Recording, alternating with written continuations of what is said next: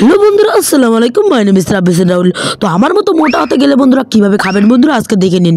তো বন্ধুরা আজকের ভিডিওতে দেখাবো আমি কিভাবে খাই। তো বন্ধুরা যারা মোটা হতে চান বন্ধুরা এইভাবে একটা নালা নিয়ে নেবেন, নিয়ে সুন্দর করে মুখের ভিতরে ঠেলে দিয়ে বন্ধুরা সুন্দর করে চাবাই চাবাই চাবাই চাবাই বন্ধুরা খাবেন না বন্ধুরা, খবরদার বন্ধুরা, সবাই গিলে গিলে খাবেন, তাহলে বন্ধুরা আমার মতো মোটা হতে পারবেন বন্ধুরা। তো এইভাবে দেখুন বন্ধুরা, সকালবেলা উঠবেন, উঠে সুন্দর করে এরকম ভাজি নেবেন, নিয়ে এইভাবে কিছু ভাত এরকম মকসাই করে মাখিয়ে নেবেন, নিয়ে এইভাবে গালের ভিতরে ভরে দেবেন নালা নিয়ে। তো বন্ধুরা কোনো সময় চাবিয়ে খাবেন না, তাহলে মোটা হতে পারবেন না। চাবিয়ে খেলে আপনারা চিকন হয়ে যাবেন, চাবিয়ে খেলে মোটা হতে পারবেন না।